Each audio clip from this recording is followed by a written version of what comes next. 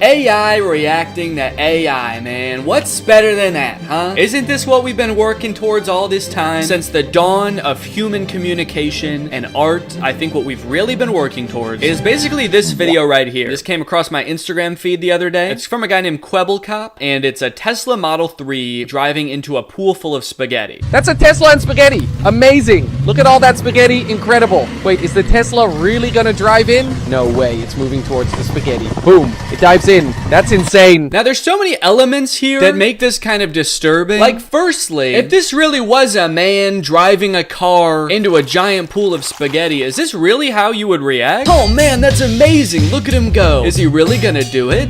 He's doing it. I'd be like, holy shit, dude, do not do that. You're gonna ruin your car. This is a terrible idea. I don't know if this is safe, honestly. I think you're gonna die. But I guess the AI is reacting this way because it has no knowledge of death. It has no fear of death. Perhaps. Look at all that spaghetti. Incredible. Wait, is the Tesla really gonna drive in? It's weird because, like, the AI dude here is not, like, really reacting to what's going on the screen, at least not in real time, because he said, is it really gonna drive into the spaghetti? Is the Tesla really gonna drive in? As the car is already fully in the spaghetti. So I'm wondering if, like, if this AI bot can even actually see what's going on here, or if they just fed him basically the video prompt that they fed the video AI to make this. Like, they just told the AI bot, hey, there's a Tesla driving into spaghetti, react accordingly. How would you react? It's not really even reacting to exactly what's going on the screen. It's sort of just like stating what is happening, which is a big part of reacting, don't get me wrong. Whenever I make these videos, I have to very clearly relate to you what you can already see. Otherwise, you would have no clue what's happening. It's moving towards the spaghetti. It's not moving towards the spaghetti. It is fully in the spaghetti. It dives in. That's insane. Yeah, see, I would have so many more questions. Like, the AI is also just taking this so at face value. The first thing I would say if I was reacting to this clip is, oh, this is obviously an AI generated clip. The second thing I would say, if I didn't notice that, I'd be like, what is going on here? Forget even the concept of driving a Tesla into spaghetti. Why is there even like an in-ground pool of spaghetti at their house? Like, how did that even come about in the first place? And it's deep too. Like, this full car is submerged in it. This is a deep pool that they have. Laptops versus living room? The great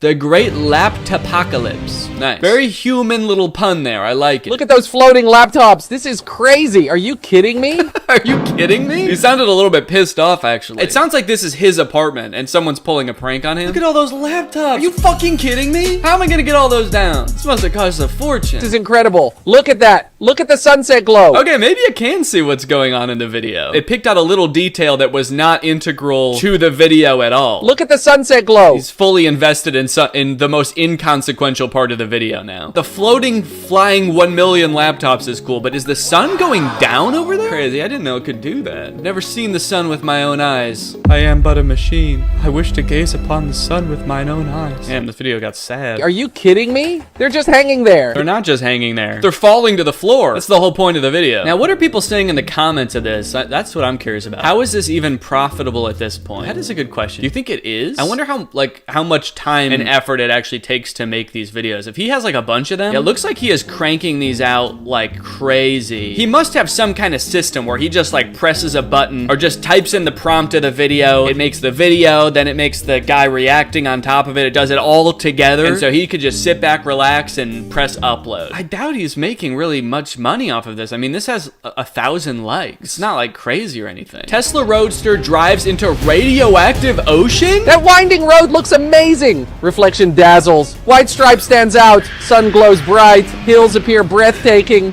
What?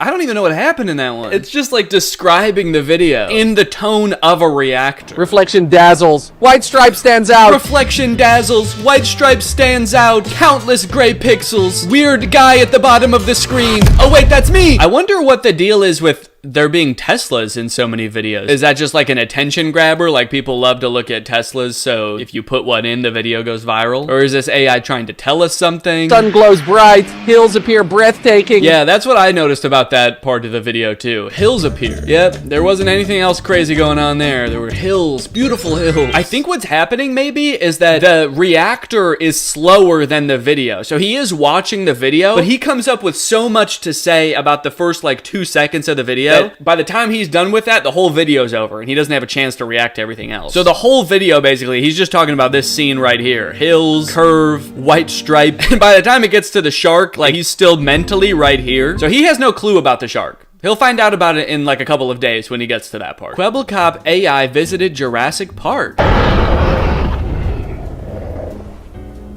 Like, I just don't understand what the benefit of doing this is. Am I missing something? I guess I don't really know who this Kwebbelkop guy is. His name is familiar. I know that he's like a YouTuber, and I thought he was popular for other stuff. Let's see. His bio on Twitter says CEO and founder of JVDB Studios, leading the way in AI content creation tools, VTubers, and AI influencers. So I guess this is his big thing. I guess he must have done something different before. Okay, here's a little fandom wiki about him. And to figure out who he is, I guess we should start at the very beginning of his life. Jordy Maxim van de Buch, also known as Kwebbelkop or Chatterhead. So Kwebbelkop is like Dutch for Chatterhead? That makes sense, dude. He was yapping in those videos. Look at all that spaghetti, incredible. He was chattering away. He was the founder of Robust Group in 2019. He also plays Roblox and makes reaction videos. No, I'm pretty sure he goes to Jurassic Park and watches Tesla Roadster drive into radioactive ocean. Okay, so he was a Roblox YouTuber, and he has 15 million subscribers. That's crazy. Is he posting these videos on YouTube now only? Or does he make regular videos still? Since August 1st, 2023, almost the entire production line of Kwebbelkop is made by artificial intelligence. Jordan stated in a recent video that he stands at 6'1". Doesn't answer any of my questions, but I guess it's good to know how tall this guy is, in case I ever come face to face with him. Then I could say, I knew you were that height. So, okay, his YouTube channel has 15 million subscribers. Am I gonna seem really dumb for like not fully knowing who this guy is? I know I've heard his name before, and he has 15 million subscribers, so I really feel like I should know more about him, but I don't. So forgive me for not knowing who this guy is. It looks like he makes pretty normal videos still. I bought my mom her dream house. Yeah, this isn't AI. It must just be his shorts are AI. Okay, so just all of his shorts are AI, and they're racking him up a pretty incredible 2,000 views per video.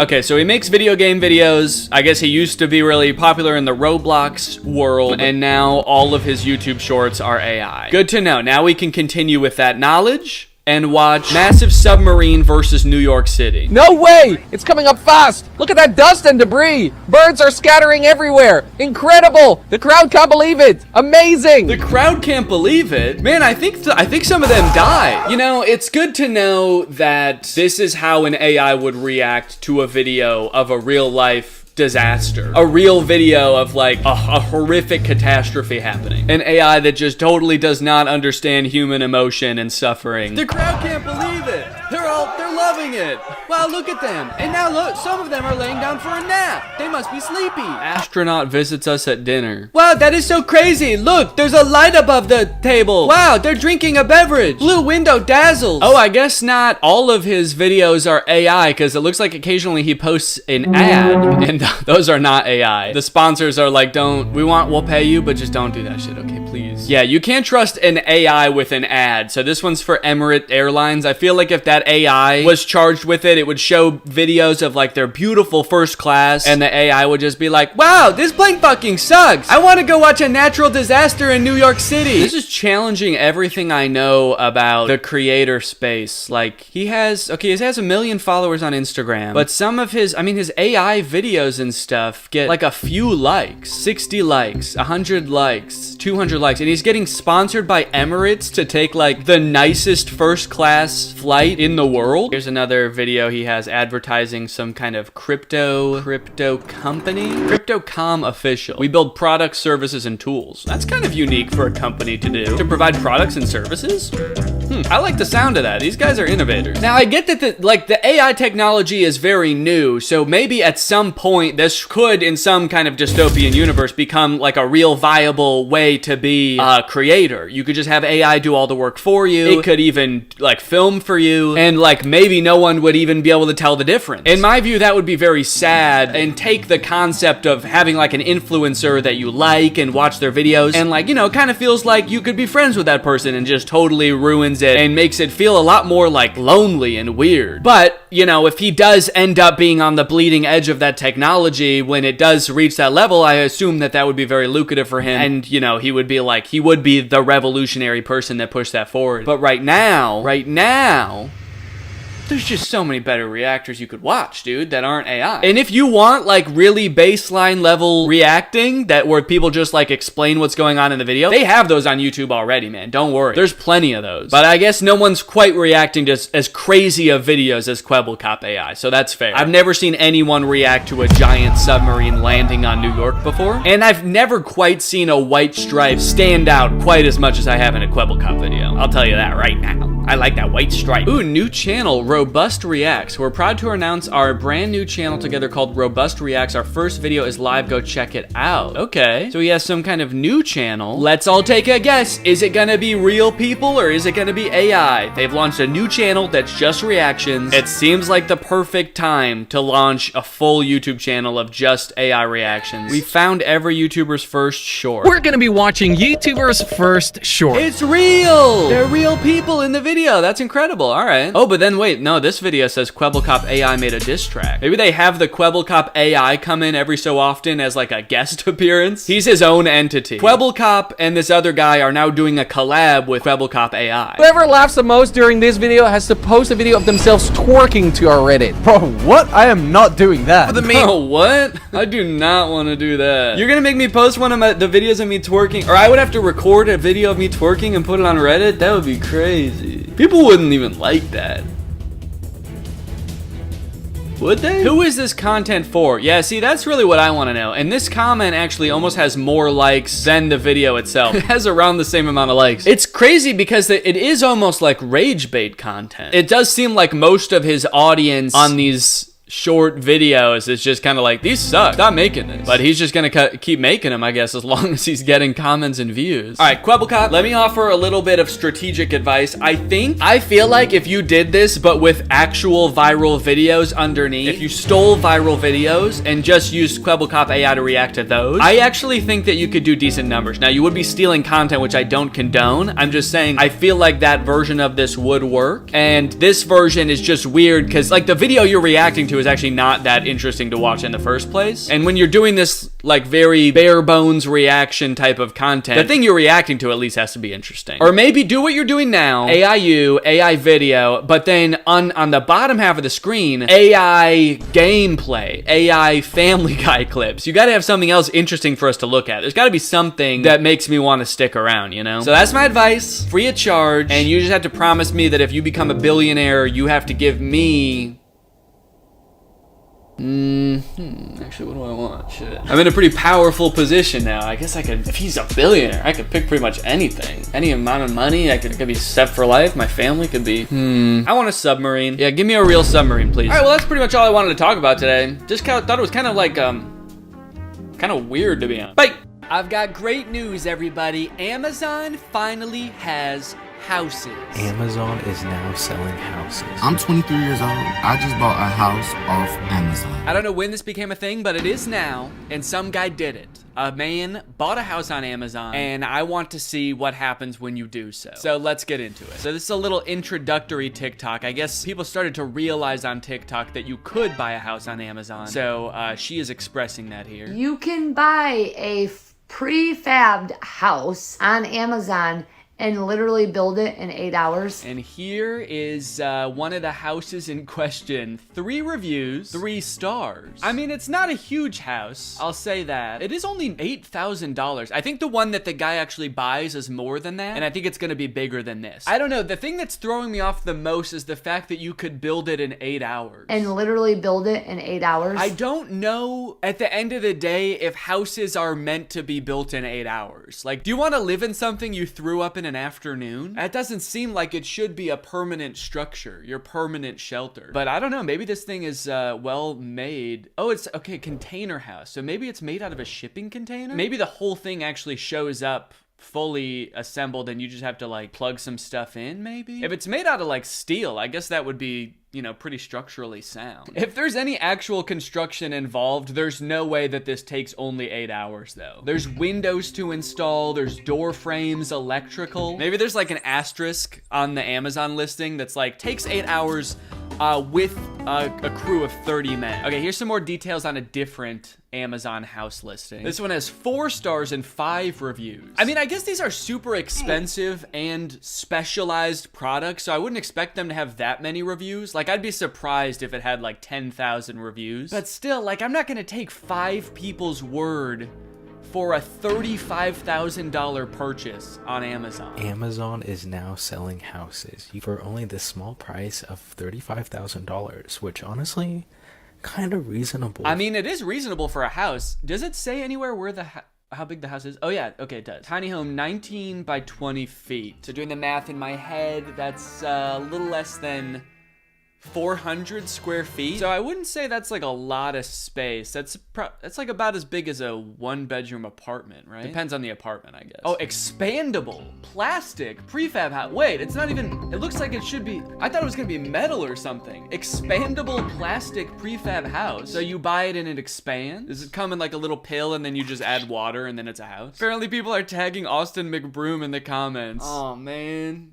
Yeah, he does need to get one of these. But I have a confession to make. I did not actually buy this house. All right, well then why are we watching your video, dude? I want to see what the house looks like. So just doing a little bit of research here. There are much less expensive houses too. Portable prefabricated tiny home, 30 by 20 feet for $10,000. I want to read some of the reviews on these. This one's got 6 pretty positive reviews. Let's see here. It's good. It's good. Pop-Tarts.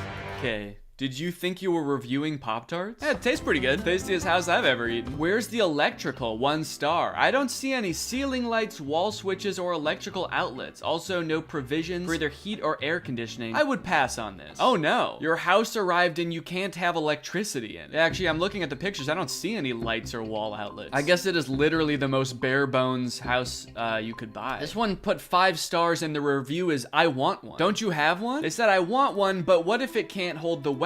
Question mark, question mark. Well, as someone who bought one, you should be able to answer that. Did you buy one? How are you reviewing this product? Okay, anyway, let's get to the actual purchase of the house so we can watch this whole saga unfold. I'm 23 years old. I just bought a house off Amazon. Take the card. Take the fucking card away. I bought a fucking house on Amazon. A whole house on Amazon. Okay, so he's got the receipt and everything. So he posted this January 24th, and the house is gonna be arriving January 29th to the 30th. So it's only gonna take 6 days for this house to show up. How do they even ship it? It's gotta be a big truck. That is lightning fast, dude, for a house. And we already know it's not gonna take very long to assemble. This dude's gonna be in his house before we know it. Now, I am a little curious about his situation right now. Does he have land for the house? Does he already have a house and this is just gonna go in his backyard or something? Like, where's he gonna put this? Okay, so the one that he bought was $26,000 total. Well, $24,000 and then $2,000 in taxes. Shipping costs $0? Someone is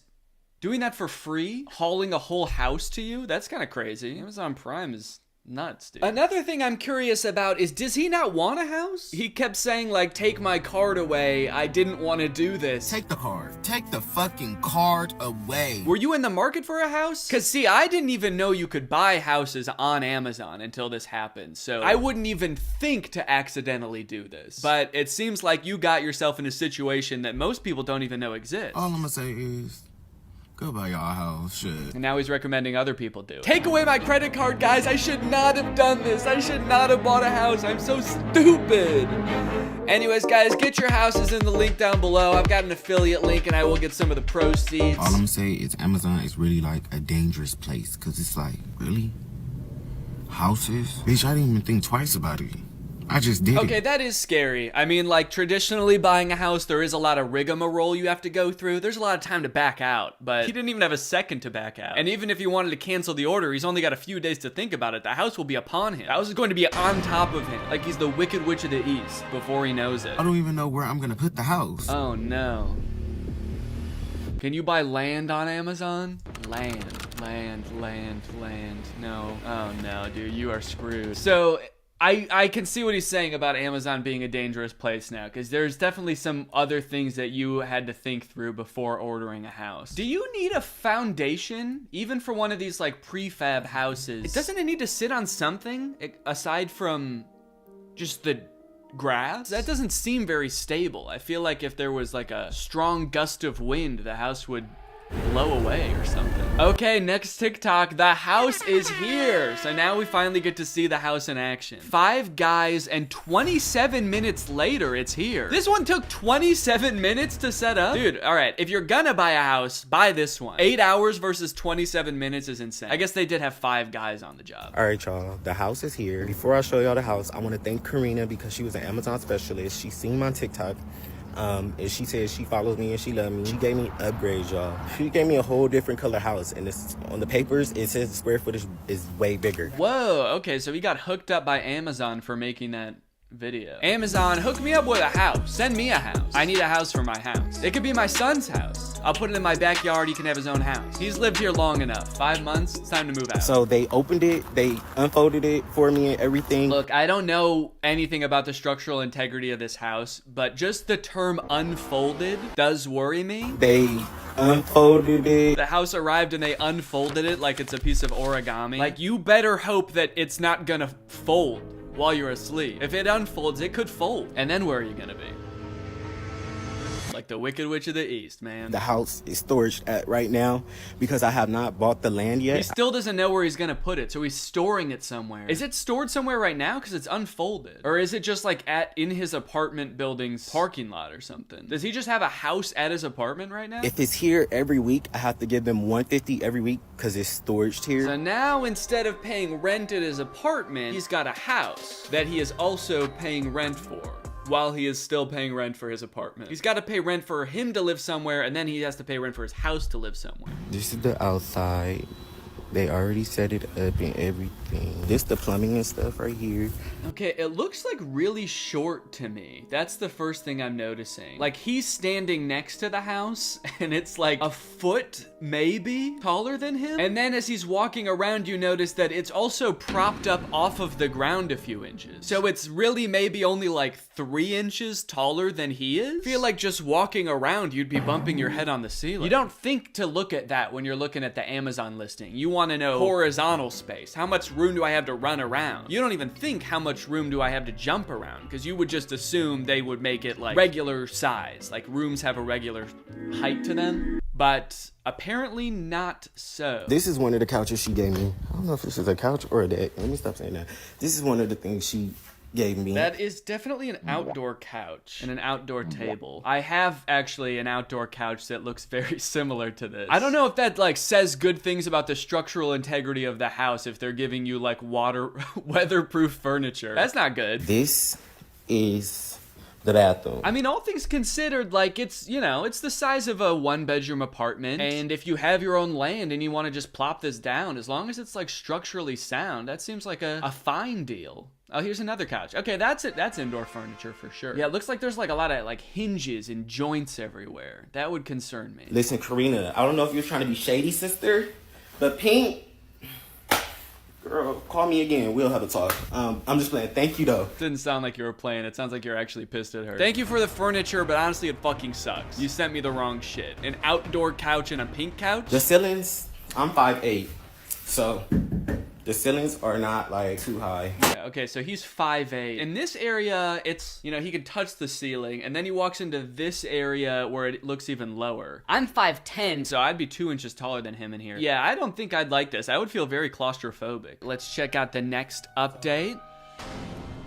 Oh, that's not a good sign. Whatever he's doing next in the house, participating in this activity could result in you or others getting hurt. Warning, do not buy a house on Amazon. It will fold up while you're asleep. So a lot of people been asking me, am I gonna live here? I'm not gonna live here. I'm actually gonna Airbnb here. What? Dude, no. No. Do not turn this into an Airbnb. The ceilings are very small. I'm 5'8". I could touch the ceilings. Yeah, well, you bought it, man. Don't make it other people's problems. I don't know if other people have this experience, but like every Airbnb I've booked in the past like 2 years have made me be like, I'm never booking an Airbnb again. Because you always show up and then there's some shit like this where it's like, oh, you thought it was a normal house? Well, it's actually, the ceilings are 6 feet high. Sorry. And the doors are 2 feet tall. You gotta crawl through the doors. Or it's like an apartment that somebody lives in and they're like, yeah, I'm just gonna be here chilling if that's okay. The last Airbnb we got was an apartment. It was clearly just some lady's apartment, and every time we wanted to park at the apartment, we had to text her and ask her to generate a new code for us to get into the parking garage. She would have to pretend like she was getting a delivery and get a code so that we could just go park. So like every time we wanted to go into the Airbnb, we had to get a code. It sucked. Why do people think that they can pawn off their bad Amazon purchases as Airbnbs? Please. Don't do this to someone. It's like you're acknowledging that it's not a livable house, and then you're like, so I'm not gonna live there, but I'm gonna trick other people into doing it. About the electrical, the plumbing, and everything, I have all that set up. Well, you don't have to set it up if you're not gonna live there. If you're just gonna Airbnb it, you know, you don't even have to do anything to it. Just throw it up on the Airbnb website. They can figure it out when they get there, you know? They'll bring candles. The couches, these couches, I'm not gonna keep these. I don't like them. I actually hate them. Oh my god. He hates everything about this. It's funny because he said earlier that the Amazon person that he talked to watches his videos and loves his videos, and he's like actively shit talking her. She fucking sucks. She sent me the wrong couches. I also hate this house, and I hate her. I actually think she's out to get me. I'm gonna get the walls drywall. You are able to get the walls drywall, so I'm gonna do all that. You're gonna put like insulation in there also? I mean, the drywall's a good idea. Adding drywall, plumbing, electrical, that's all great. It does kind of sound like the house was not built though, technically, if you're still having to do all that. Sounds like you didn't buy a house. It kind of sounds like you still have to build a house inside the house. And that will make the ceilings even lower, actually. Now that I'm thinking about it, if you're gonna add lights and drywall on the ceiling. So I think participating in this activity could result in you or others getting hurt. Maybe they mean booking this Airbnb. It's gonna hurt your neck if you're over 6 foot, or it's gonna hurt your head. You're gonna bump it. Okay, let's see what the comments are saying. I wouldn't Airbnb it. I would use it as a salon for someone and they'll just pay you rent. You can rent it to some nail techs or esthetician, brow specialist, etc. Wait, why do so many people say salons and nail techs? Do they have like notoriously low ceilings? Everyone knows every salon is just a shipping container that they just dress up real nice. So why don't you just do that? Very smart decision. That will bring in realtor income. I see this going very far for you. Social media made millionaires. Blessings. I really dislike the type of person that like tries to make a quick buck off of Airbnb or being a landlord. Some Airbnbs I'm sure are great, but a lot of people who have Airbnbs are just doing it to make the quickest buck possible. Put in as little work, flip a house so poorly, and then like make you take a vacation there. It's not a very smart decision. He was just describing how unlivable the house is, and his solution is to make strangers pay to live there. That's smart as fuck. If you're watching this, Jeff, please put at least in the Airbnb description that the ceilings are only like 6.5 feet tall. Because if I showed up on vacation and this was my Airbnb, I would cry. Okay, there's an article about this on the New York Post. Gen Z millennials are becoming homeowners thanks to $30,000 tiny homes on Amazon. Now, look, I know that the housing market is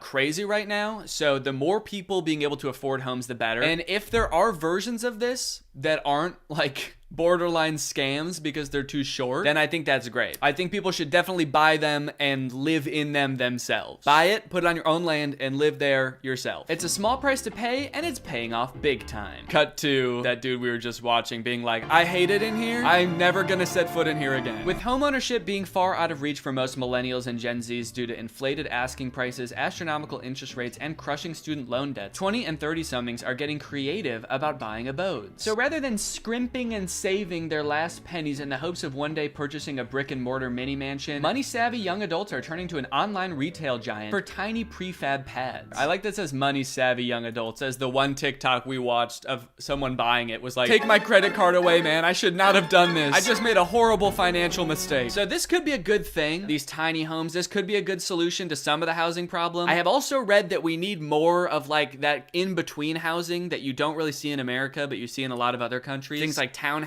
and duplexes and stuff like that, because most of the US is zoned for single family housing, but what we need is more dense housing, because that's obviously a lot cheaper, so it makes all housing cheaper, I think.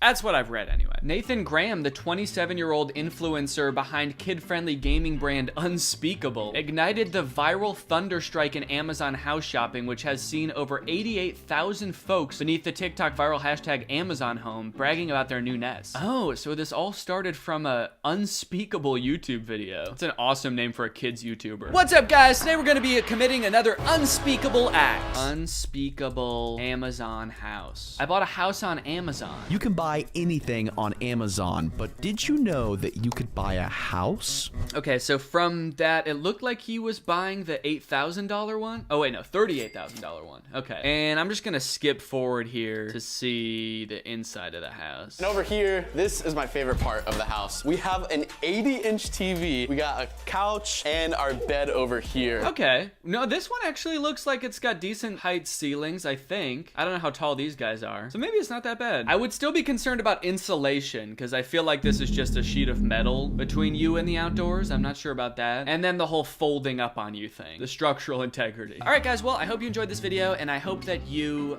buy a house on Amazon. Thanks, bye-bye. What's up, Greg? I was not expecting to make a video today, but I've been getting so many DMs about this situation that I had to stop what I was doing. I had to put down the very important things that I was doing to sit down and make an emergency video. This is an emergency video, folks. Literally like 90% of my DMs have been about this for the past 2 days, so I had to come on here and let everybody know that Merge Mansion, the game whose ads I've made a few videos about, has gotten Pedro Pascal in an ad. I am making this video to let you all know that Pedro Pascal is in a Merge Mansion ad. Actually, he's in 2. So you guys probably remember I made a video on this channel about Merge Mansion in the past, and then I actually made a second one on my second channel that probably not all of you have seen, when they got Kathy Bates to play the live action version of the grandma in their ads. If you don't know, Merge Mansion is like this home gardening fixer-upper type game where you inherit an old mansion, I think, and you're like upgrading it and you're doing gardening and stuff like that. But then also all of the ads have this like murder mystery element to them, and I don't know if the game has that in it. I still refuse to play the game. I'm not gonna play it. I don't want these ads to work on me, all right? My mind is an impenetrable fortress today, okay? I'm not falling for these ads. I see ads like this where a company is trying something fun and exciting, trying to shove their game down my throat, and I say, no, I'm not falling for this advertisement. I'm gonna see a commercial for Coca-Cola and then drive to the gas station and make an impulse purchase like a normal person. Anyway, I'll show you the first of the ads now. It's called A Twisted Game. Honestly, I don't even know where to start.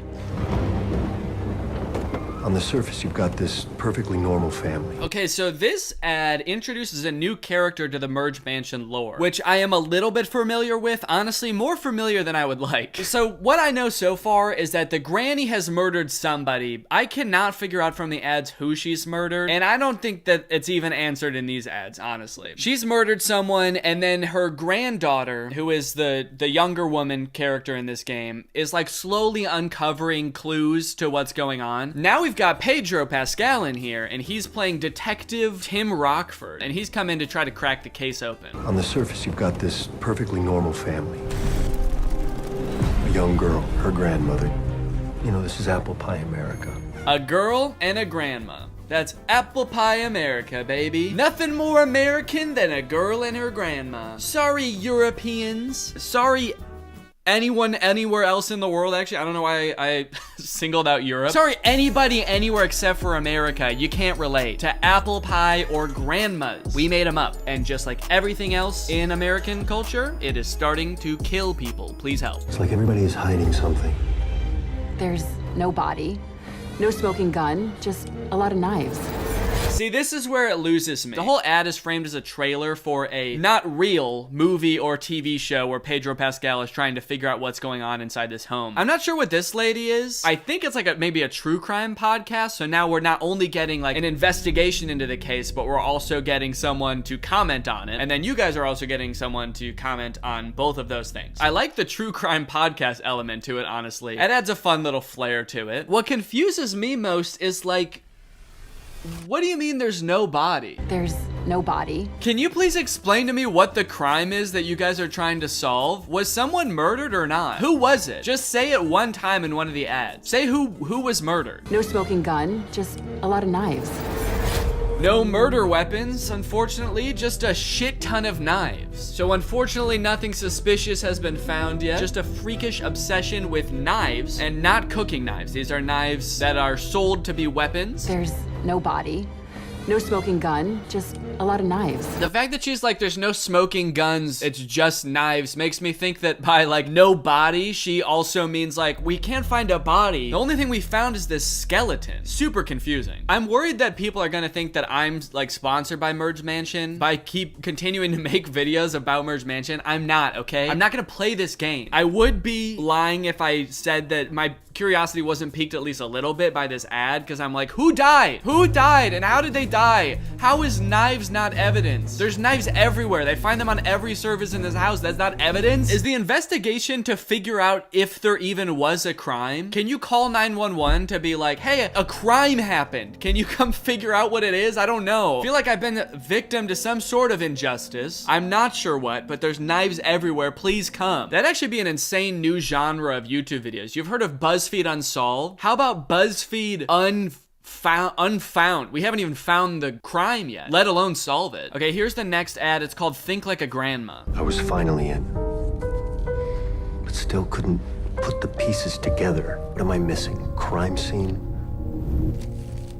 Weapon? You're missing a crime, I think. I still couldn't put the pieces together. What crime was I solving? What am I doing here? Who's this girl and this grandma? What is my job? To catch a grandma, you have to think like a grandma.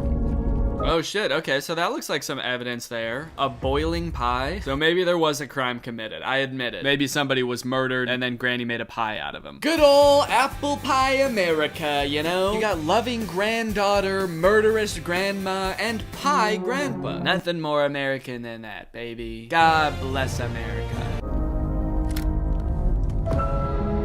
Think. Another thing you'll notice is that Kathy Bates is not the grandma anymore. I don't know who that lady is, but that's not Kathy Bates. So they, I guess, could not afford to hire Kathy Bates and Pedro Pascal at the same time, which would be a pretty crazy collab. I guess it's probably not called collabs when it's like a movie or an ad. But this must be super confusing for the detective too. He gets pictures of all of the suspects and the grandma looks like Kathy Bates, and then he gets there and this is the grandma. He's like, okay, I was solving a murder, but now we have to solve like who you are. You shapeshifter. What are you? Think. What would grandma do? He doesn't know the crime yet. That's why he's saying, what would a grandma do? What sort of crimes would a grandma commit? Tax evasion? Turning her husband into a pie? Maybe they just live in a small town where literally nothing is going on. And so he's like, I'll put police tape up at some old lady's house and harass her. Sure, what the hell? Just try to figure out what crime she may have committed in her past. That's a cool little touch too, where it like turns into the video game graphics at the end there. And this is an homage to one of the earlier ads too that I covered in the first video. Anyway, either way, some pretty insane marketing. People have been talking about this nonstop, at least in my DMs, and I've seen people talking about it on Twitter too. And also this ad from 4 days ago has 7.4 million views, which is pretty crazy. All of their other ads have like maybe 20 to 60,000 views. So getting our boy Pedro in there really pushed the ad. Now, a lot of the discourse that I've seen around this ad, both in DMs and otherwise, have been people being like, there has to be something fishy going on. How did they get Pedro Pascal in their ad? How did this random shitty game get Pedro Pascal in their ad? For example, this TikTok. The next time someone asks me what my favorite conspiracy theory is, I'm gonna tell them that I think the Merge Mansion is a money laundering operation. Because how the fuck can they afford an ad with Pedro Pascal in this day and age, in this economy? Controversial opinion?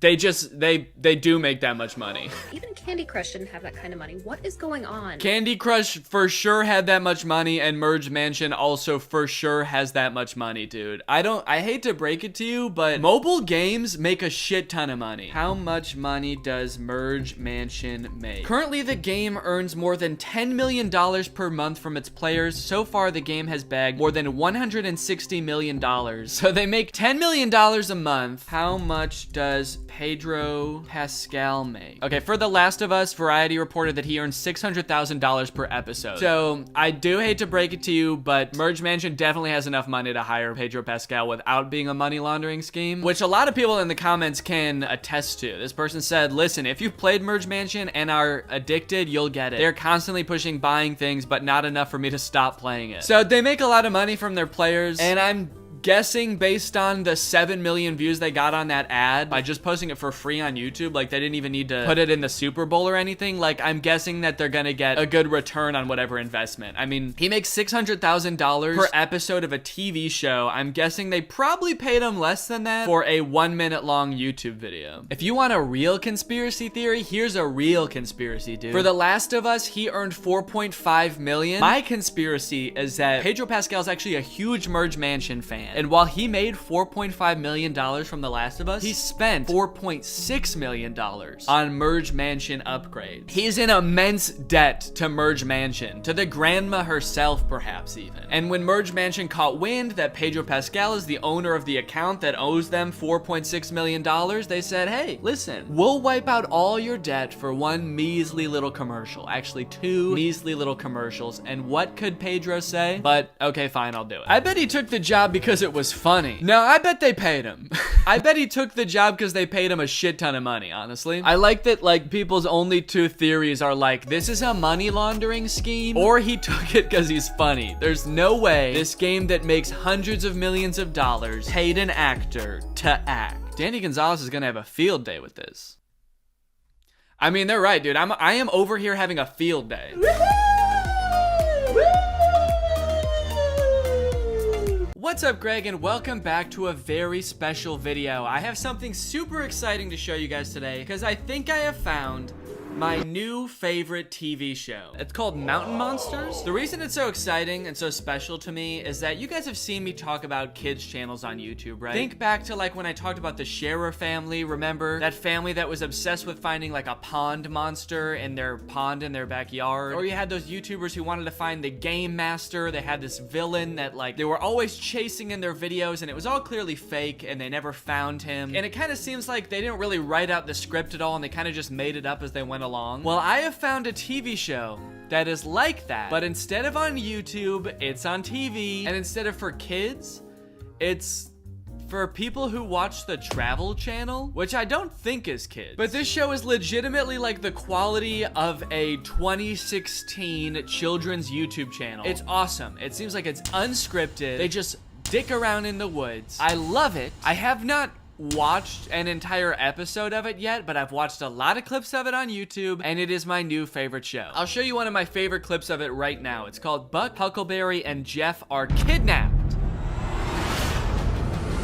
We're in Wood County, West Virginia, and that road team pushed all 3 of our guys in the back of that van. Me and Wild Bill's gonna haul ass across this field and try to catch up with them. One of the only downfalls in the show is that all of the members of the Mountain Monster Hunting Squad have the thickest southern accents in the entire world. This show needs subtitles like 100% of the time, so if you're not following right off the bat, I don't blame you. Here's what's happening. So this show follows this group of mountain monster hunters. They hunt monsters in like the southern United States around like the Appalachian area. And I guess during one of their mountain monster hunting activities, Buck, Huckleberry, and Jeff, 3 members of the crew, are kidnapped by masked men. This immediately intrigued me because in this show, their only adversaries are monsters. You'll see, it's like they hunt like Bigfoot, Wolfman, Chupacabras, etc. So the idea that they're getting kidnapped by 3 men wearing masks is very intriguing to me. It's like, are they working for a monster? Are 3 like normal guys, their day-to-day job is working for a monster?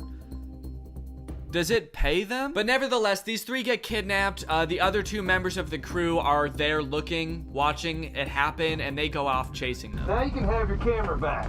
Take the hood off. You don't know where the hell you're at. You can film all you want now, big boy. Say cheese. The van stops. A guy gets out and comes back and gives us our camera. Super nice of them to give them their camera back and to let their entire camera crew actually come with while they're being kidnapped. Very generous. Kidnappers don't usually let them do that. Say cheese. Also, in this moment, I feel like we should be worried for these 3 guys' safety. They're being kidnapped. They're taken somewhere they don't know where they are. They're probably gonna get eaten by a monster. But then they start showing clips of like confessional footage of them talking about what was happening that was clearly taken after this whole thing subsides. So I'm no longer worried about them at all. Obviously, they're all safe after this. You all right, Jeffrey? Yeah, I'm doing fine. Keep the fucking talking to a minimum. Jesus, dude, they switched up so fast. They were like, go ahead and record. Yeah, film as much as you want. Here's your camera even. And we'll smile and say hi to your camera. And then they're just like talking in back about how scared they are. And the guy's like, shut the fuck up. Keep it down back there. Keep the talking to a minimum, all right? And keep the filming to a maximum. You guys are gonna want to get this on camera, buddy. Maybe they don't want them talking because it's gonna ruin the footage. They know how good this is gonna be for the show, and they're like, shut the fuck up, you're gonna ruin it. We're the producers of the show. Shh, we're gonna make great TV together. Me and Brother Willie, we're recon around this cabin. We're gonna get up there and put an eyeball on it, see what the hell is going on with our team members. Huh? I don't know what it is about these guys, but every time it cuts to a confessional, not only are they just like incoherent, but they're also screaming. See what the hell's going on with our team members? It honestly actually makes it seem like whatever is about to happen is extremely traumatizing. If like when they get them in front of the camera for the first time afterwards, they're like, I don't know what the fuck just happened, dude! Anyway, the masked men take them to this cabin in the middle of the woods. They take them inside, they chain up the cameraman, and then they sit them down. The light kicks on right in our face. You can see a mirror on the wall, and you can see a speaker and a camera.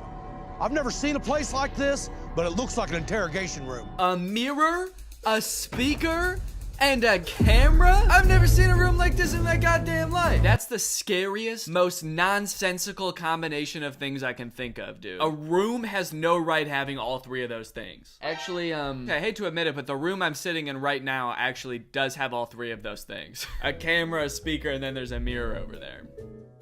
Because I'm a monster. I've never seen a place like this, but it looks like an interrogation room. You've never seen a place like this? There's literally episodes of this show where you guys like fight Bigfoot and you're thrown for a loop by a room with a camera and a speaker and a mirror. This whole situation is weird. I mean, yeah, man, I agree. Hello? Oh, shit. Come on. Sit down. Oh shit, he said sit down. Sorry. Oh no, dude, it's another human clearly wearing a mask. No! Damn, I'm sitting.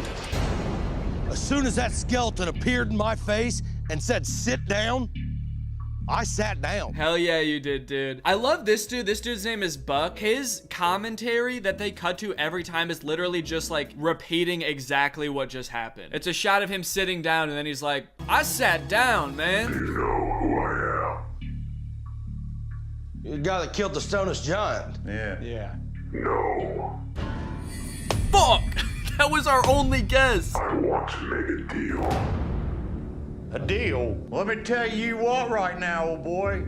There's no way in hell we're gonna help you kill another damn Bigfoot. I never said I was after a Bigfoot. Starting to think these guys might be a little bit out of their element. They actually have no clue what's going on. Do you know who I am? Yeah, you're the dude who killed the Stonish Giant. What? No. Oh, that's right. Then you want us to kill a Bigfoot. No, I'm Brian. From the party last week? You don't remember me? The Stonish Brian? No, just Brian. I want you to go back to Lee County, Virginia. I want you to capture the woman of the woods. The woman of the woods? The woman of the woods is someone we don't want to mess with. Okay, that was clearly just one of them wearing a hood, right? Like very clearly just like an old man wearing a hood in a thermal camera. I like that this is the clip they show for the woman of the woods being someone you don't want to mess with too. Like the only thing I'm getting from this is that like they have a hot body temperature. You do not want to deal with the woman of the woods, dude. It has a fever. As you can tell from this clip, she is scalding hot. This team's already had one heck of an encounter with her. When we were in Lee County, she touched Huckleberry and Jeff and marked them for death. She affected Jeff's mind, maybe for life. Now you're probably thinking, dang, poor Jeff. This dude gets attacked by a woman of the woods and his brain is still like all fried from it. Well, let me tell you, dude, you don't even know the half of it, because this kind of shit happens to Jeff in every episode. I don't know what it is, but from every YouTube clip I've watched, if one of them gets attacked by a monster, it is Jeff. And every time, he is traumatized. As you could probably tell from the clip of him screaming. I think they might all be in the wrong profession, but especially Jeff. Please, Jeff, find a new job. All right, we help you get this woman of the woods. How's this benefit us? Yeah, Buck, are you really the one that should be brokering this deal? Are you really the one with the authority to be like, all right, yeah, we'll do it. We'll go back and capture the woman of the woods. No skin off my bones. Jeff is just sitting there sweating. Yeah, we will, we can totally help with that. No, that's fine. I liked it. I like the woman of the woods. If you capture the woman of the woods, in exchange, I'll bring you those who killed the Stonish Giant. You didn't kill him? No. Yeah, he already said that, dude. Are you guys paying attention at all? How do I know the lore of the show better than you do? Why do they keep trying to pin the Stonish Giant on this guy like they're crooked cops or something? Where were you on the night of the Stonish Giant's death? Oh my god, dude, for the last time I did not kill the Stonish Giant. Aha! We never mentioned that the Stonish Giant even died. Yeah, you did. You did like 5 times. Oh yeah? Then explain this. That's a picture of you holding the Stonish Giant's decapitated head. Did you kill him? Ah, shit, I've been caught again. He says he can deliver who killed the Stonish Giant.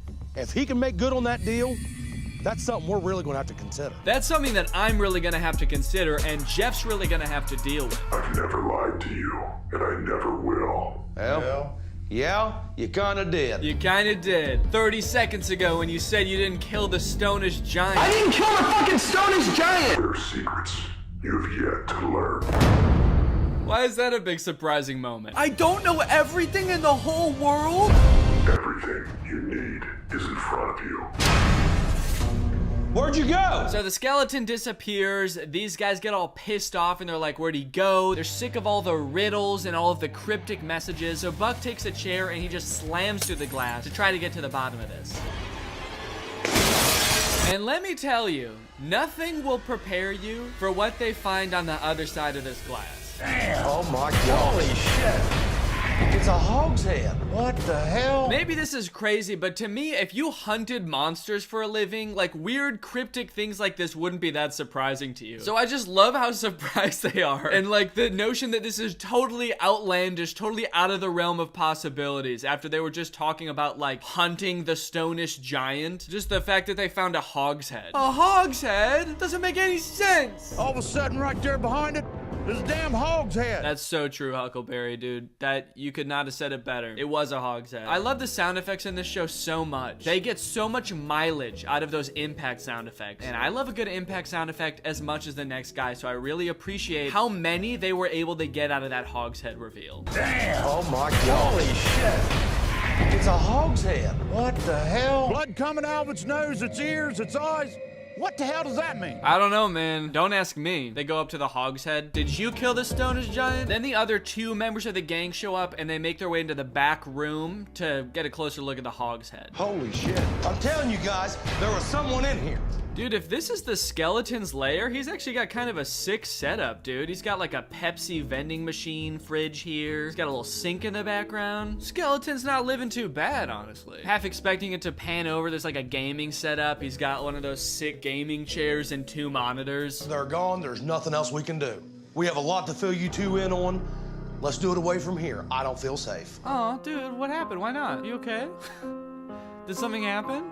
I don't get it. Now, you might not have realized it, but each one of the members of the team actually has specific roles on the team, as you can see in the, like, opening of the show. You got Trapper, the team leader. You got Buck, the expert caller. He might not be an expert himself, but he will definitely call one for you. You got Huckleberry, security. Can't believe that motherfucker was security the whole time, dude. What did he do to prevent them from getting kidnapped? He was sitting there with them chained up, just being like, I just gotta keep my eyes peeled in case anything funny happens. Good thing this is all very ordinary to me. Then you've got Jeff, the researcher. He's always researching different monsters, different ways of kind of healing from the trauma that his adventures have put him through. Willie, the trap builder, and of course, Wild Bill, the expert tracker. He's gonna track down the experts and then Buck's gonna call him over. Now you probably want to see them actually getting into action, you know, hunting a real monster. Because in that first clip, they were kind of honestly being hunted. So you want to to see them in their element, going to investigate some kind of supernatural monster sighting. Which brings us to this clip, fanged creature attacks the Ames team. All right, guys, the next creature we're going to investigate is one we have a history with. We're going after the Cherokee Death Cat. One thing you'll come to learn through watching clips of this show is they have a history with every monster. You could name the most obscure monster ever, the Patagonia Pants Swindler, and they'd be like, oh yeah, we've got history with that guy. Yeah, Buck actually dated him in college, right, Buck? Yeah, you do not want to mess with him, man. He'll swindle your pants. We know this death cat is nothing to mess with. It's a huge feline, weighing in at 500 pounds. Holy shit, dude, that's what it looks like? Oh my god. Weighing in at 500 pounds. 500 pounds? This thing is jacked. Why did they make it so muscular? Look at the size of its arm, dude. The crazy thing is, if they got close enough to it with their camera crew to get a detailed enough idea of what it looks like that they could make this 3D model, why not just show the clip of it? That's what I want to see. I want to see real footage of this thing. Don't show me a fucking 3D render. Unless this was the footage that they got from it, in which case, give your cameraman a raise, dude. This is some crazy footage. Dude, I'm gonna go to a personal trainer, and when they ask me like what kind of body type I want, I'm gonna show them a picture of the Cherokee Death Cat. Yeah, I want arms that are sort of like 3 feet wide, and I want spikes coming out of the front of my face. Basically, just make me an abomination. Just make me a horrific, unnatural entity. Well, Bubba, we heard you had a pretty interesting encounter out here. Well, yeah, we did. So when we're coming out of the woods, I was along about that tree right back there, and Dad was in front of me on that little bank, and he just stopped dead. And he said, "Did you see that?" And I said, "See what, Dad?" And he said, "That big cat." And he said, "Son, that cat was 8 or 9 foot long." Said it was huge. Dad, go on. 8 or 9 feet, man. Dude, if that cat they showed was 9 feet long, that's so big. I'm sorry, Buck, Huckleberry, and Jeff. You do not stand a chance. What are you gonna do? A 500-pound, 9-foot-long demonic lion? What is your plan? This dude, Huckleberry, is not enough security for you guys. You're gonna need more than Huckleberry to protect you from a 9-foot-long lion. And Dad said leapt through the air and hit right there on that bare spot on that tree. Okay, so the story is that this lion jumped from this log all the way over to that tree, somehow landed in this tree without snapping it in half, first of all. And his dad saw it and he didn't? How do you miss that? If anything, you would at least hear it, right? You would hear like the loud thud of a 500-pound creature slamming into a tree. What were you doing when this happened? I'm interested to see how far it is from that log up to where it lit up in that tree. That's a pretty long shot. I want to get a measurement and see exactly how far this big cat jumped. That's right, Buck. That is what you did. Good memory, man. These big predator cats, they don't fool around. This thing could be on top of you before you blink your eyes. You're done. Something big's been through here. What's your solution to that? He was like, man, this thing could snap my neck from behind and I would never even know it was there. Well, anyway, let's go. So their plan right now seems like just to walk into the woods with hunting rifles, and that's their whole plan. I'm kind of 50-50 on if bullets would even have any effect on that monstrosity, but if it did, imagine them finding this like one-of-a-kind, once-in-a-lifetime species that no one's ever seen before, and they just fucking kill it. They find out it's actually a completely peaceful creature, like it didn't even want to kill them, and they're still like, get it! Check this out. There's a pee post. This is fresh pee, dude. We just found a scent post. You can see claw marks almost 7 feet in the air and fresh urine at the base of the tree. This has to be the death cat. It does? The only thing I can think of that can scratch and pee is a death cat that no one has ever seen before. Okay, guys, warning, here comes another oopsie daisy, we traumatized Jeff moment. So the other two guys, Buck and Huckleberry, start to walk off into the woods, not realizing that Jeff isn't with them. Jeff, meanwhile, is still staring at the tree that has claw marks and pee on it, like he just realized that there was a claw mark and pee on it. Hey guys, there's claw marks on this tree. Yeah, Jeff, they all saw that already, man. They talked about that like 5 minutes ago. You were also standing right there, so I don't know how you didn't see that. Jeff is useless, man. I'm starting to think that actually the other people bringing him along is actually a little more nefarious than I first thought. I think his purpose there is to be fed to a monster. I think they bring him as bait. They've kind of realized that monsters sort of gravitate towards him. He must just have that kind of energy that like monsters want to hurt him. So they just bring him along to like attract the most horrid things on the earth. Anyway, Buck and Huckleberry walk out of sight, and they're walking for a long time before they realize that Jeff is gone, and then Jeff starts hollering from within the woods. Jeff! Jeff! Here's the tree we left him at. He's not here.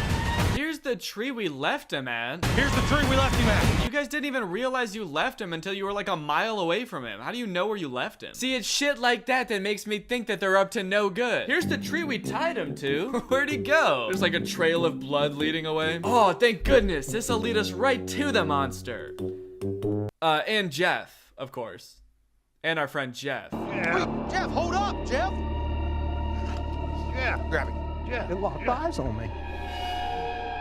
Oh my gosh, that scared me to death.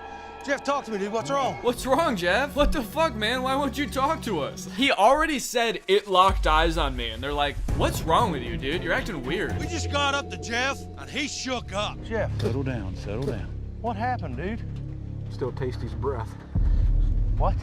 Did you kiss the death cat? Buck's like, what did you just say? Dude, you know me and the death cat have a history, right? That's kind of fucked up. Are you hurt anywhere, Jeff? Are you hurt at all, dude? He looks fine to me. Jeff said when we got separated, that death cat came out of the tree right on top of him. I'm just imagining he's doing this confessional like right outside the car window where Jeff is like freaking out. Jeff almost died! That idiot almost got killed by a death cat, dude. Can you believe that? I think the best thing we can do is get Jeff out of these woods. Come on up. And try to talk to him in the morning. That could have ended really, really bad. Yeah, that could have ended really bad, man. Thank God it only broke Jeff's mind. All right, guys, well, I hope you've enjoyed this look at Mountain Monsters, my new favorite TV show that I've never watched. If you're not subscribed yet, make sure you subscribe and turn on my notifications to join Greg. Greg's what I call my subscriber base here on YouTube. We are the fastest growing army on YouTube. Please do not look that up. Hope you guys enjoyed this one, and I'll see you in the next one.